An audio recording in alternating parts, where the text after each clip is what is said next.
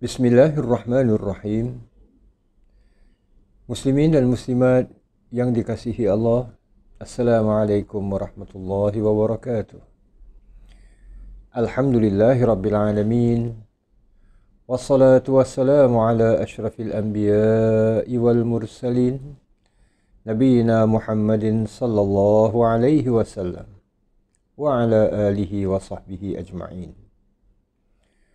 Alhamdulillah, selamat kita bertemu kembali dalam siri di mana kita menghayati sejarah hidup para sahabat, orang-orang yang melingkungi kehidupan Nabi kita sallallahu alaihi wasallam, yang mana insya-Allah dalam siaran pada kali ini izinkan saya para jamaah mengajak para jamaah kita menyingkap sedikit sejarah hidup untuk kita jadikan contoh dan tauladan dalam kehidupan kita. Sejarah hidup sahabat Usamah bin Zaid bin Al-Harithah radhiyallahu anhumah. Sahabat yang pernah dilantik oleh Rasulullah sallallahu alaihi wasallam sebagai panglima perang termuda dalam memimpin tentera bagi suatu ekspedisi peperangan. Jamaah yang dirahmati Allah, Usamah bin Zaid bin Al-Harithah, sebelum kita mengenali beliau sebagai seorang pemimpin tentera termuda, yuk mari kita kenali sedikit tentang biografi beliau. Siapa beliau sebenarnya? Beliau adalah merupakan sahabat yang digelarkan anak kesayangan kepada anak kesayangan Rasulullah sallallahu alaihi wasallam. Subhanallah. Amat istimewa kedudukan beliau. Anak kesayangan, iaitu beliau anak kepada Zaid bin Al-Harithah radhiyallahu an. Dan Zaid ini digelarkan sebagai anak kesayangan Rasulullah, iaitu anak yang mana pernah Rasulullah sallallahu alaihi wasallam saking, kata orang tu, saking sayangkan Zaid, minta orang ramai, minta para sahabat, kalau panggil Zaid itu panggillah dengan Zaid bin Muhammad. Iaitu Rasulullah menganggap ia sebagai anak baginda sendiri. Saking sayangnya baginda kepada Zaid, iaitu ayah kepada Usamah. Jadi jamaah dirahmati Allah, kita sedia maklum dalam Islam melarang meletakkan anak angkat itu dinasabkan ataupun dibinkan dengan nama ayah angkatnya. Jadi Allah Subhanahu wa taala telah perbetulkan apa yang Nabi sallallahu alaihi wasallam pernah lakukan. Ini lumrah. Jadi jamaah yang dirahmati Allah, kembali kepada Usamah ini, beliau digelarkan sebagai anak kesayangan kepada anak kesayangan Rasulullah sallallahu alaihi wasallam. Beliau anak kepada Zaid bin Al-Harithah, anak kesayangan Rasulullah, anak angkat orang yang antara golongan pertama memeluk Islam. Zaid adalah antara 4 sahabat yang memeluk Islam, yang pertama sekali memeluk Islam. Selain daripada Ummul Mukminin Khadijah binti Khuwailid, selain daripada Ali bin Abi Talib, selain daripada Abu Bakar As-Siddiq radhiyallahu an, orang yang keempat adalah Zaid bin Al-Harithah radhiyallahu an. Sejarah tentang Zaid bin Al-Harithah telah pun sama-sama kita hayatinya jauh sebelum ini. Nah, kini sejarah anaknya pula, Usamah bin Zaid. Jamaah yang dirahmati Allah, apabila si ayah memeluk Islam, Zaid bin Al-Harithah ini bersama dengan isterinya Ummu Aiman. Allah kurniakan kepada mereka seorang cahaya mata. Itulah dia Usamah. Maka sebab itulah Usamah ini dilahirkan di lingkungan rumah Nabi SAW. Kita dah sama-sama sedia maklum, ayahnya Zaid bin Al-Harithah adalah orang suruhan Rasulullah SAW, ataupun diistilahkan dengan sebutan yang lain, pembantu Rasulullah SAW. Jadi anaknya iaitu Usamah dilahirkan dalam lingkungan rumah Rasulullah SAW. Sejak daripada hari ia dilahirkan, ia mengecapi nur iman.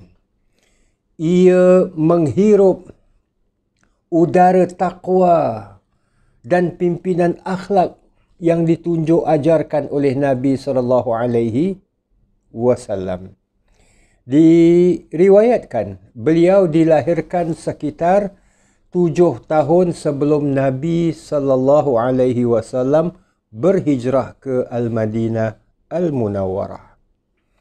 Maka hiduplah beliau bersama-sama dengan Rasulullah SAW sebelum Nabi dan ayahnya bersama dirinya juga berhijrah ke Al-Madinah Al-Munawwarah.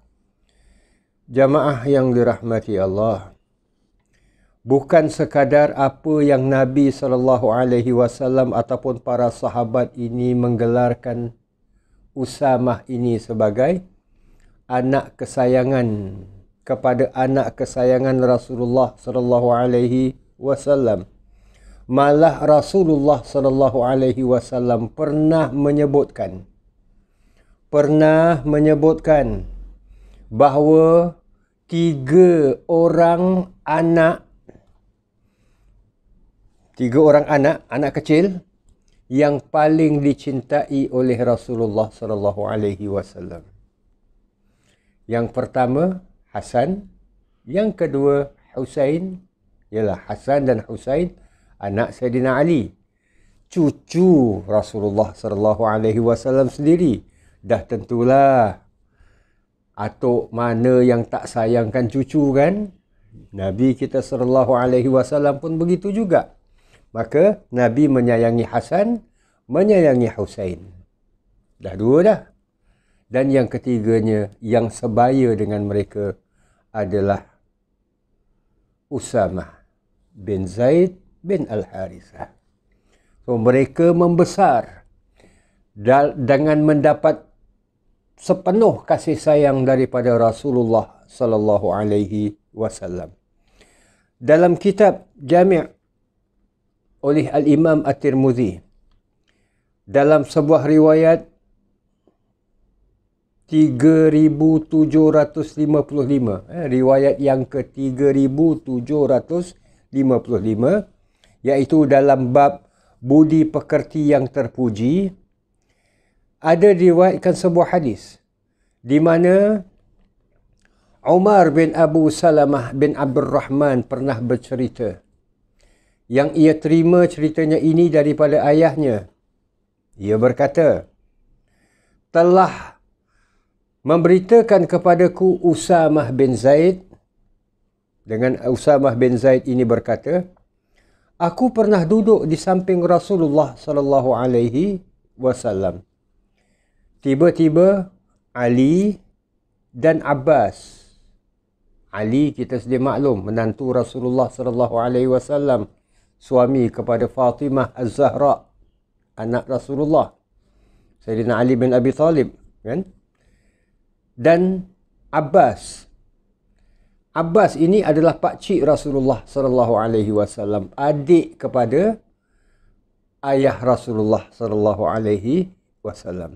Jadi Ali dan Abbas. Abbas walaupun pangkatnya pakcik dengan Rasulullah SAW, tapi lebih muda daripada Nabi. Ini biasalah kan. Jadi Ali dan Abbas ini, mengikut riwayat daripada Usamah, pernah meminta izin kerana Zaid kerana Usamah bin Zaid sedang duduk bersama dengan Rasulullah SAW. Jadi dia minta izin. Minta izin kepada Usamah. Wahai Usamah, mintalah izin kepada Rasulullah SAW bagi kami berdua. Maknanya, ia sebelum bertemu dengan Rasulullah, ia bertemu dengan Usamah, ia minta daripada Usamah, minta izinlah daripada Rasulullah, kami ingin bertemu. Maka Usamah pun menyatakan yang Rasulullah setelah mendapat keizinan, Rasulullah SAW mengizinkan. Kemudian, wahai Usamah,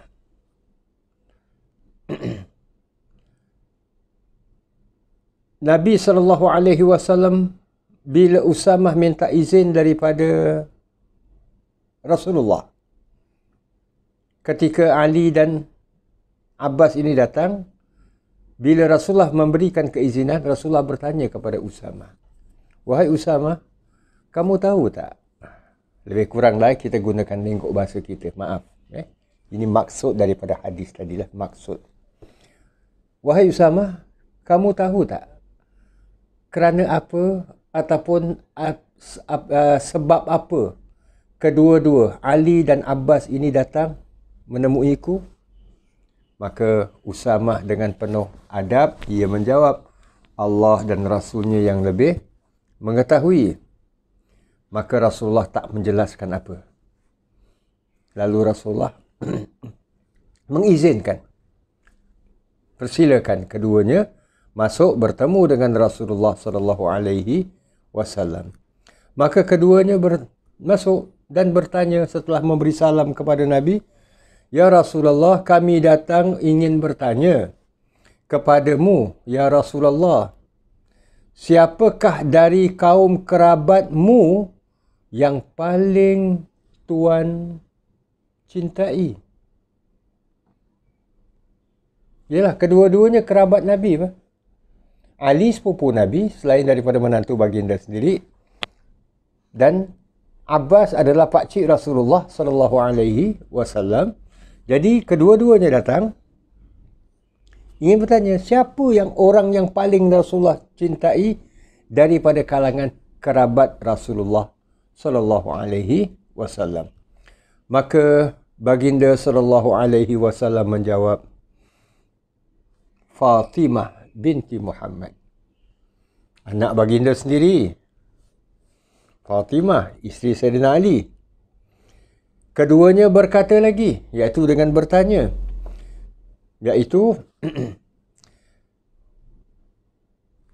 kami datang untuk bertanya tentang keluarga. Maknanya kami ini bertanya tentang kaum kerabat, bukan bertanya tentang daripada orang yang Tuan cintai daripada kalangan keluarga Tuan. Yalah, Fatimah kan anak Rasulullah sendiri. Jadi, maka Rasulullah SAW faham soalan mereka, maka Rasulullah menjawab, dari kerabatku yang paling aku cintai, kata Nabi, adalah orang yang telah dikurniakan Islam. Dan aku juga kurniakan dia dengan menjadikan dia sebagai keluarga. Jadi, jamaah yang dirahmati Allah, siapa yang dimaksudkan? Orang yang telah dikurniakan Islam dan aku menjadikan dia sebagai keluarga. Iaitu aku anggap dia walaupun bukan daripada kerabatku, tapi dah macam keluargaku sendiri. Itu ibaratkan. Siapa yang dimaksudkan? Usamah bin Zaid. Keduanya berkata, Ali dan Abbas ini bertanya lagi, kemudian siapa? Baginda sallallahu alaihi wasallam menjawab, kemudian Ali bin Abi Talib. So Ali yang termasuk yang bertanya ni. Abbas berkata, Ya Rasulullah, anda menjadikan pakcikmu sebagai orang terakhir di antara mereka? Baginda sallallahu alaihi wasallam kemudian menyatakan, sesungguhnya Ali telah mendahuluimu berhijrah. Jadi jamaah yang dirahmati Allah, Bila Nabi ditanya orang yang paling Nabi cintai, Nabi menjawab, anak Nabi dululah, Fatimah. Kemudian mereka, Ali dan Abbas ini bertanya, ya sebab mereka nak tahu, di mana mereka di hati Rasulullah? Ya subhanallah. Di mana mereka? Maka Nabi SAW mengatakan, Ali. Lalu Abbas rasa terkilan. Di mana engkau letakkan ya Rasulullah? Aku ni pakcik. Rasulullah SAW mengatakan, bermakna Rasulullah juga cinta kepada Abbas, pakcik Rasulullah. Tapi oleh kerana Ali telah memeluk Islam terlebih dahulu dan berhijrah. Jamaah dirahmati Allah, hadis ini seperti mana yang disebutkan tadi telah diriwayatkan oleh Imam At-Tirmizi dan dipandang sebagai hadis hasan. Ia menampakkan kepada kita, pertama sekali, orang-orang yang Rasulullah SAW cintai. Dan bila Nabi sebut orang yang bukan daripada kerabatku tapi aku dah anggap dia seperti kerabatku. Siapa dia? Usamah bin Zaid bin Al-Harithah. Itu yang seperti mana yang kita sebutkan, orang yang empunya kedudukan yang cukup istimewa di sisi Rasulullah sallallahu alaihi wasallam. Jadi jamaah yang dirahmati Allah, inilah antara kelebihan Usamah bin Zaid. Sahabat yang tergolong dalam lingkungan yang lahir dalam lingkungan rumah Rasulullah sallallahu alaihi wasallam ini telah menyertai pelbagai peperangan. Termasuklah peperangan di mana Rasulullah sallallahu alaihi wasallam tidak memimpinnya. Rasulullah sallallahu alaihi wasallam pada tahun ke-7 Hijriah dalam menghadapi percubaan musuh untuk memperluaskan tanah jajahan dan penguasaannya sehingga tercetuslah perang Mu'tah. Rasulullah tidak memimpin peperangan. Sebaliknya Rasulullah sallallahu alaihi wasallam telah melantik Zaid bin Al-Harithah, iaitu si ayah. Zaid bin Al-Harithah untuk menjadi pemimpin tentera. Tapi Rasulullah berpesan sebelum pasukan tentera berangkat ke Mu'tah, Rasulullah mengatakan, in usiba Zaid, kalau sekiranya Zaid ini terjadi apa-apa kepada Zaid, maknanya Zaid gugur syahid dalam medan peperangan, maka lantiklah Ja'far bin Abi Talib. Kalau Ja'far juga gugur, maka lantiklah, pilihlah Abdullah ibn Rawaha untuk menjadi pemimpin tentera. Dalam peperangan Mu'tah ini, Rasulullah turut menyertakan, walaupun usianya ketika itu masih muda lagi, masih sekitar 15 tahun lebih, Usamah bin Zaid. Di medan peperangan Mu'tah, ia menyaksikan bagaimana perjuangan ayahnya, Zaid bin Al-Harithah, yang penuh berani dan bersemangat. Berani kerana ia seorang mukmin, bersemangat kerana ia ingin mempertahankan Islam. Maka takdir Allah, Zaid bin Al-Harithah gugur syahid di jalan Allah. Dan peristiwa yang menyedihkan itu berlaku di hadapan mata Usamah, si anaknya. Ia sedih kehilangan ayahnya, tapi kesedihan yang tidak melemahkan semangat jiwa, semangat juangnya, melemahkan jiwa dan imannya sama sekali. Ia terus pulang apabila selesai peperangan yang kemenangan dipihakkan kepada tentera muslimin, kembali ke Madinah, berhadapan dengan Rasulullah, meneruskan kehidupan. Sehinggalah jamaah yang dirahmati Allah, Rasulullah sallallahu alaihi wasallam apabila mendapat tahu adanya percubaan daripada pihak musuh untuk melemahkan Islam, terutamanya apabila dah sampai kepada mereka khabar yang Rasulullah sallallahu alaihi wasallam sedang gering sakit, maka Rasulullah sallallahu alaihi wasallam mempersiapkan sebuah pasukan tentera. Dalam pasukan tentera ini terdapat sahabat-sahabat yang hebat, yang berpengalaman, yang mahir dalam strategi peperangan. Antaranya adalah Umar ibn al-Khattab radhiyallahu anhu. Tetapi dalam memilih panglima perang yang menjadi ketua turus tentera, Rasulullah memilih Usamah bin Zaid bin Al-Harithah radhiyallahu anhu. Muslimin dan muslimat yang dirahmati Allah, ketika itu Rasulullah sedang sakit setelah pulang dari menunaikan haji, yang mana sakit baginda ini membawa kepada kewafatan baginda sallallahu alaihi wasallam.